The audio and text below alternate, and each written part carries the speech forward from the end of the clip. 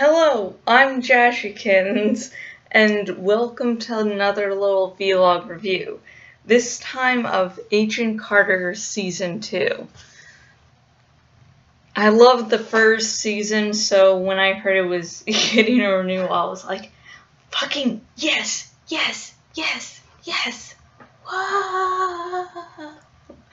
So anyways, some things about this season. I like the musical bit. I believe it was mentioned last year that all the main cast could sing. And so there was talk, of course, a musical episode.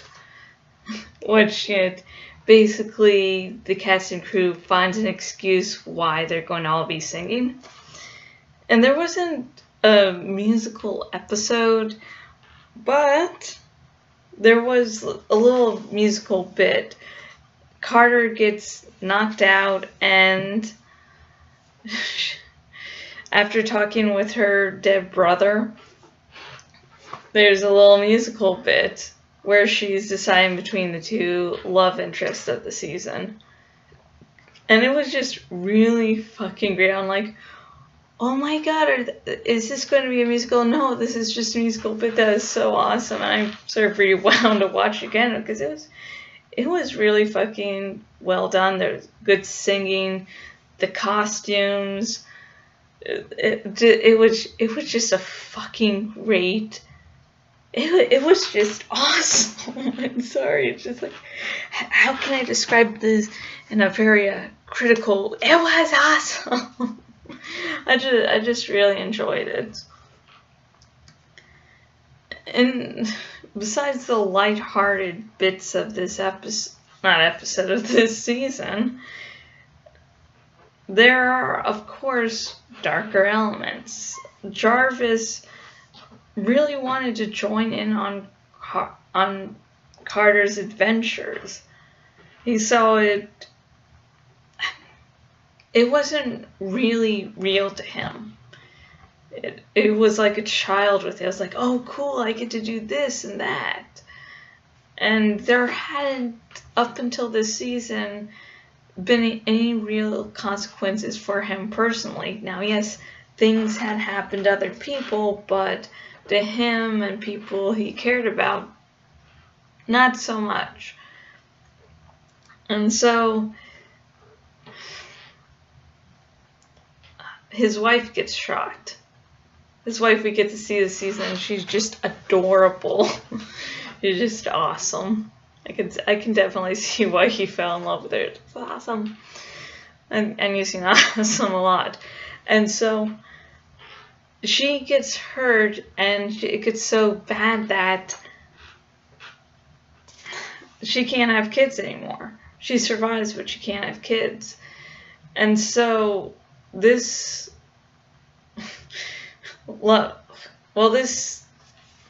this scene takes place shortly after Carter wakes up and after the whole awesome musical bit.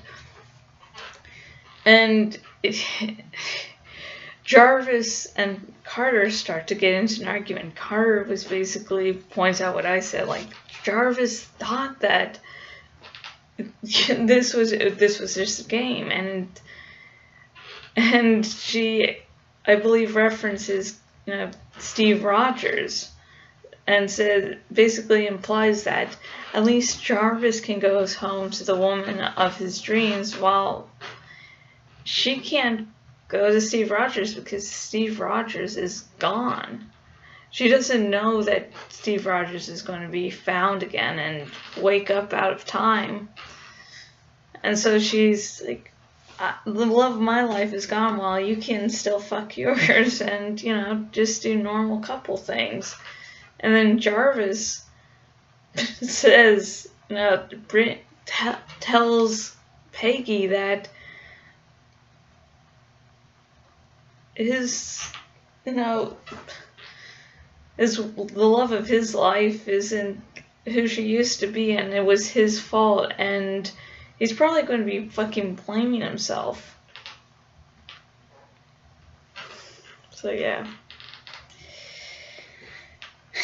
And again, the whole infertile woman has been brought up.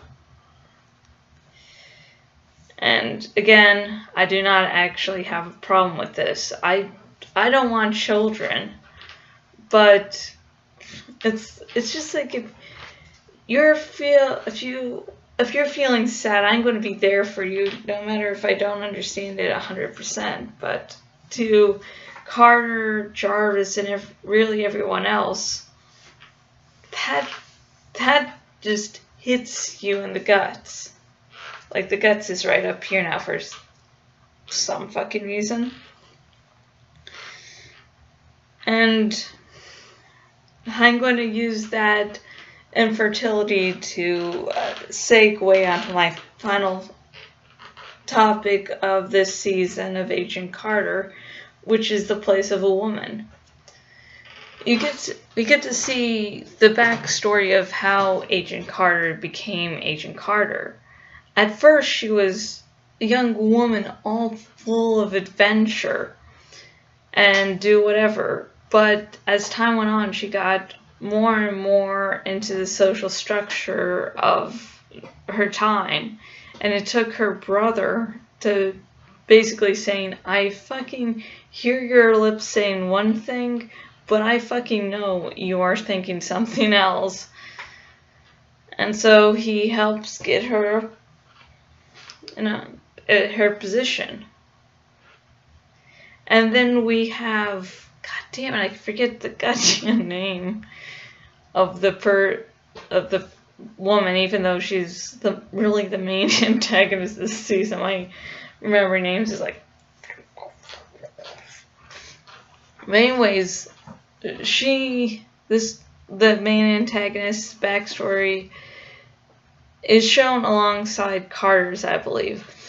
And she's really smart, really genius, and she learns over time that to get anywhere, any power, she has to look beautiful. She has to be very womanly, very sexy. Outward appearances turn out to be everything, even though so that she can fit in, that she can rise. And even though she's extremely smart, you won't think that while looking at her. So yeah, it's again, this is a good show. It brings up some social justice issues. That's one of the things that I liked about the first season. And I guess they do sort of throw it at you, but in a way where you can notice it, but at the same time there's so much. It's not just a message, god damn it, it's like you can see it, but it's not shoved into your face, which is actually a very important distinction for those of you wanting to be more inclusive, more diverse, bring up some topics, is that there's a right way, and then there's, oh my god, that cheesy fucking message again and again. You don't want caricatures, you want characters, and this show, being set at the time period when it is, makes it extremely natural for showing Carter's and the main antagonist's growth, and how they were both influenced by their society. It makes sense. It's not just thrown in there at random. It actually really makes sense for the time period, which is also a reason I like the time period that the show is set in. I don't know, it's Clarice from the Hannibal series. Yeah, that's sort of what Agent Carter reminds me of, just because both of them are women trying to get by in male-dominated fields at a certain point in time. I can work Hannibal into anything. Anyways, my final thoughts on Agent Carter Season 2. This was very good, and it was definitely expanded on the first season. It was, you weren't I guess like some change up is you're on a different coast this time around. But there were more adventures. more shit happened. But the one thing I guess I really didn't like was, god damn it, the Black Widow agent from the first season. It's like there was the cliffhanger at the season 1 finale that promised a lot, and it just didn't really fulfill what I thought it could. So that was really disappointing for me. So what did you think of Agent Carter Season 2? Did you like it, not like it? What are your feelings on the matter? Please comment below and we can start a nerdy conversation together. I have been Jashikins, owner at jashikins.blogspot.com. I got the latest, latest chapter of The Dawning and also of A Fateful Journey. So, woot! And if you go on my blog, like Cyber, and on the Cyber thingy-majig, there's a poll, and once the last person votes, or at least if there's, I'm going to be changing it up. No one's really voting, so I'm like, I need to have some different topic, obviously. But I just wanted to wait until the time ran out. So in case like someone's like, okay, I'm going to vote, I wouldn't ruin their chances of voting in the poll. That means so much. And there's a dragon still waiting to be named. And the links I'm going to be talking about are all in the description if you're watching this on the YouTubes, and on the Cyber thingy if you're watching on my blog. I'm now doing a sci-fi web series called Chronicles of Gaia. The first chapter is out, and I'm currently working on the second one. So, yay! And I'll hopefully have the second chapter all written and edited in around a week.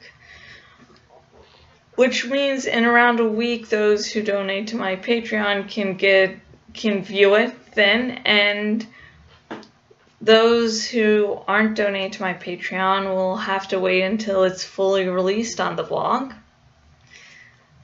on the Chronicles of Gaia blog.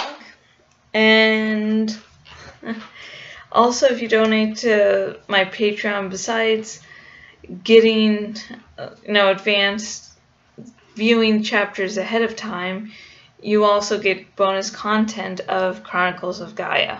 So that includes bonus chapters and behind the scenes stuff. And also if you are thinking of donating to my Patreon, like, is it only going to be Chronicles of Gaia shit? Because like I guess that's a cool thing, dude, but I don't really like it. Then have no fear. Besides Chronicles of Gaia, every month you can get an ebooks update for $1 a month, a exclusive 30-minute vlog featuring moi for $5 a month, and in the week of the initial release of any of my ebooks, you get the ebook for free. So there's lots of stuff, and the Patreon does help finance my blog. And I have Fiverr where I do writing commissions. I do Cafe Press shop where I release a new design every week, except for this week that I was sort of busy. So until next video, goodbye.